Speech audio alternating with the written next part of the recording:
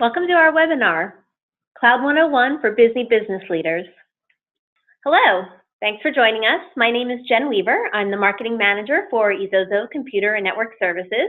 Joining me today is David Bada, one of our Senior Network Administrators. Hello. A little bit about eSOZO. We were started 12 years ago, and our name actually means to rescue or save in Greek. We are a managed services provider for small and medium-sized businesses. We specialize in IT support for professional services, healthcare, and manufacturing. This short overview of the cloud is designed as an introduction to what it means to move your business's data off-site and trust someone else to manage it. A little bit of an overview. These are the 5 points we'll be talking about today. Why are we talking about the cloud? What is the cloud? Types of cloud computing, advantages of the cloud, and using the cloud. So let's get started. So why are we talking about the cloud? This report by Tech Isle shows that the #1 top IT priority for small and medium-sized businesses in 2017 is the cloud. The top 2 IT challenges are budget constraints and maintaining current IT infrastructure. Those are in the far right column. All of these things go hand in hand. Also, if you take a look at the first column, the top business issue is improving workforce productivity. In addition, Forbes said that only 37% of small and medium-sized businesses are using cloud technology today. They predict that about 78% of small businesses will have fully adopted cloud computing by 2020, which is just 3 years away. There are a few top reasons for this upcoming increase that we'll get to in a moment. So if you are like other SMBs, you want your people to do more, you know the cloud can help, but you're concerned about how much it costs and the requirements and time to make it happen. So if you'll just stay with us here, we would love to help. The concerns business leaders have about this relatively new technology is understandable. One of the reasons is in the past, cloud resources have been priced to benefit more usage by enterprise organizations. Second, small businesses also had a lot more to lose if your data was not as secure as promised.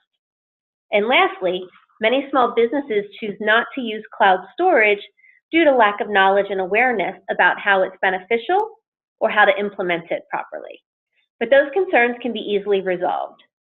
On-site data storage equipment is expensive for small businesses, and the cloud allows you to cut these costs. Today, newer cloud-based technology, along with subscription-based pricing, makes budgeting for the cloud services more predictable. Today's cloud providers take data security at all levels very seriously. And by joining us today, I hope we will give you some extra knowledge to think about. So we're going to go ahead and get Dave to clarify cloud computing. Thanks, Jen. Cloud computing. You know, a lot of people, I'm sure everyone just about these days has heard the term the cloud, and may or may not know what that means and entails. So think of when you come into your business and you get started in the morning and you log into your computer, you open your email program and you access that. Maybe that is, stored locally in your business, or maybe that is a cloud program. You open QuickBooks to get your bearings on your company's finances and plan for the day. And again, that QuickBooks data is probably stored on your computer or a server in your office.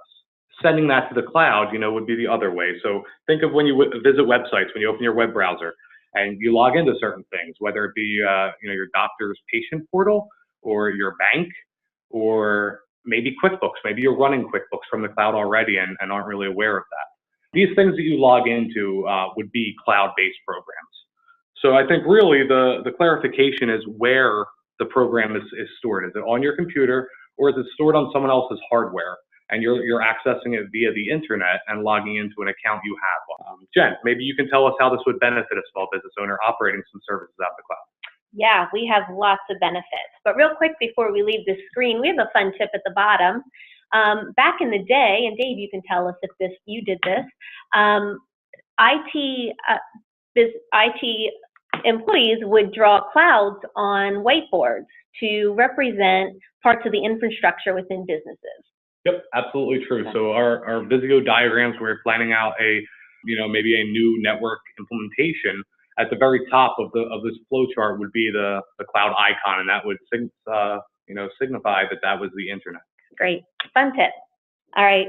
Let's talk about how small and mid-sized businesses can stay competitive using the cloud. So the cloud allows you to use software and applications that may, in the past, have been unaffordable to purchase. For example, you can now access business software and applications that normally would have been reserved for those larger companies with bigger budgets. Using the cloud-based version of the software means that you always have access to the latest version without huge installs or computer upgrades. Using the same up-to-date tools as your competitors helps you achieve a more level playing field. The cloud also allows for sustainable business growth. The cloud grows with your needs, supplementing your current infrastructure. So the upfront costs to using the cloud computing are far lower than adding additional on-site hardware at times. And Dave is going to take us the difference between using the cloud for consumers and using the cloud for your business. Right. So cloud for consumers. A lot of these programs are readily available free email programs. So your Gmail, Hotmail, Yahoo, social media platforms, Facebook, LinkedIn, certain cloud storage things. There's Dropbox is a very popular one. So with Dropbox, you have a subscription on and it's cloud-based because you're using their hardware, and you have an account that you log into and can store documents, photos, videos, various things. So that would be a consumer level cloud storage solution. Another popular one is LogMeIn. LogMeIn is used to remotely access a machine, and the back end hardware again is cloud-based. You're accessing at a subscription that you have, an account you use to log me in at the LogMeIn website and access your various subscriptions. Yeah, and many of these consumer cloud services are free to use and or get started with, and only charge subscriptions as you begin to use them more.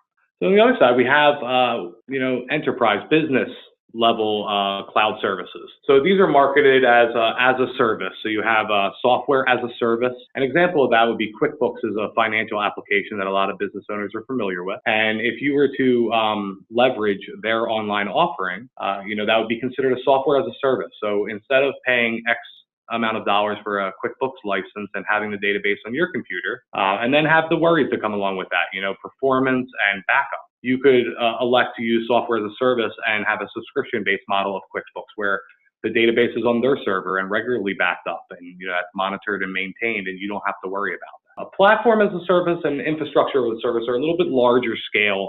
And a good example of this I like to go to is email. So, let's say that you were looking at wanting to have a cloud-based email offering. Office 365, Microsoft's offering, and they offer both consumer and enterprise level packages. Or you could leverage a company that would host your entire email structure at their data center. That would be considered an infrastructure as a service.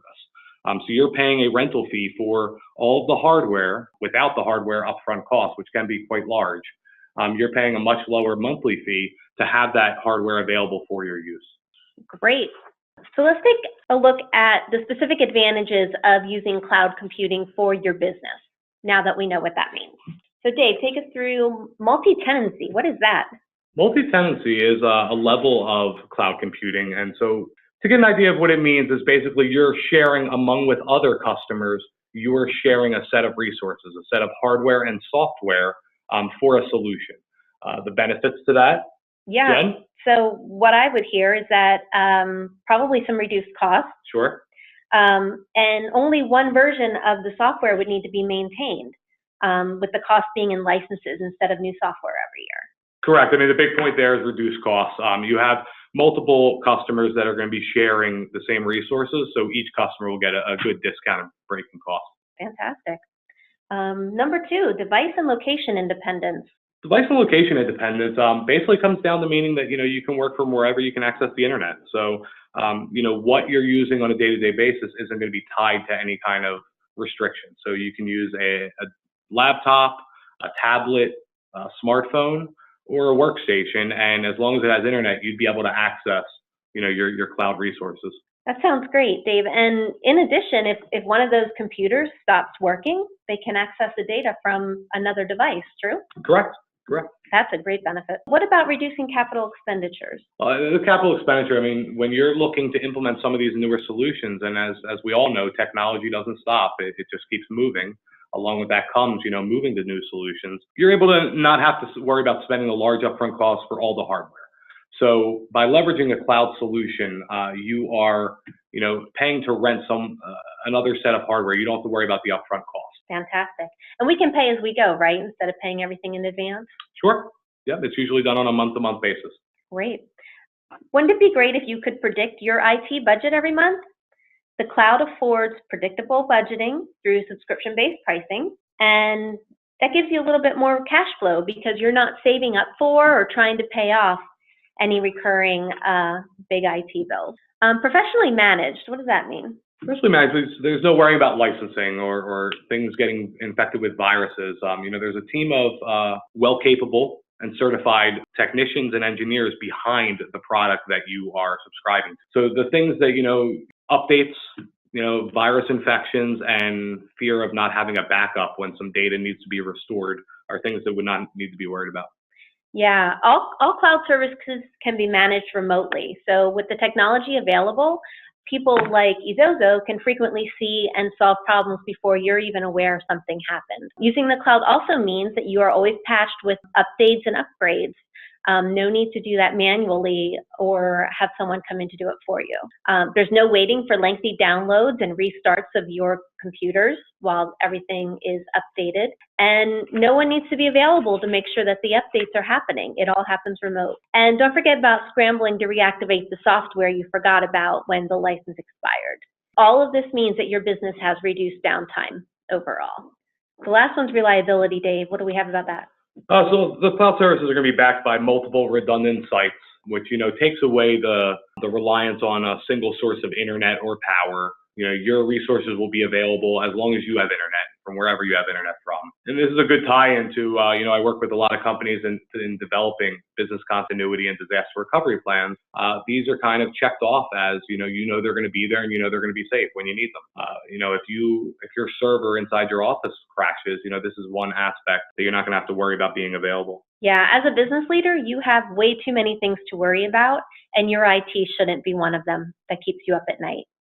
So cloud data storage offers peace of mind. Whether it's a natural disaster, maybe your power goes out, maybe a fire, your data is stored off-site and can be easily restored to a new device or to any other one you have. So let's talk now about actually using the cloud. A couple things you should know. Worldwide public IT cloud service revenue in 2018 is predicted to be $127 billion. That's by the end of next year. Worldwide cloud revenue will continue to grow as small and medium-sized businesses begin to implement their strategic plans. Also, as infrastructure at small businesses begins to age, it will be replaced by the more long-term cost-effective cloud services. Managed IT services is projected to reach $256 billion by 2018. The growth in managed services is simply due to the fact that small businesses will need extra help to keep up to date with the fast-changing technology and security that Dave mentioned. Managed services offers a way to control your IT budget while remaining relevant and in line with or ahead of your competitors. It comes with a team of people who work IT every single day, and they're always up to date on the latest technologies. So how do you evaluate whether to use cloud services for your business? In a recent survey by Spiceworks, IT professionals were asked, what are the most important factors to consider when evaluating IT cloud services? Do you want to take us through those, Dave? Sure. The first one we're looking at here is cost. Obviously, as a provider, you want to make sure you're getting a value for it. So there's obviously pros and cons that Jen and I have outlined that are great. We need to make sure that we're getting the best value. Value is a coin term there. Reliability is super important. My job comes down to the technology needs to be a window for the customer. So as a business owner, your employees need to use your workstations and laptops and other smart devices as windows to get your job done, basic tools. So those tools need to work is what reliability comes down to for me. Data security, these days and age, you need to make sure that everything's secure. There's a lot of customers that have credit card information or must adhere to different stringent policies or procedures, and making sure that everything is protected with stringent security is the topmost concern. And then customer support, very important. We need to make sure the customers are happy and we are able to provide them the support they need to get their job done. Yeah, it's important to eSOZO that we have someone live on the other end of the line when you call with a problem. So these items pretty much match the priorities and challenges we talked about at the beginning of the presentation, with cloud being important, workforce productivity being important, and the challenges of managing all that with the budget. So now that you know what the cloud is, we would love to offer our support of your business. Oh yeah, that's a dog. His name's Penfold. But to learn more about the people on our team, you can check out our team videos on our Facebook page. Just put in @eSOZO, or on our YouTube channel, you can just put in eSOZO Computer and Network Services. We have our employees talking about what they do, what eSOZO does, and how we can help.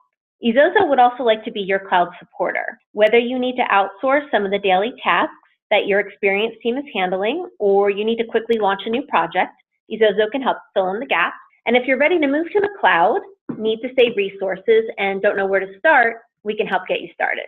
We manage your IT needs on your budget and your terms. We handle the staffing and help create a consistent monthly fee to keep your budget under control year-round. So that's what we have for the cloud. Thanks so much for joining us today.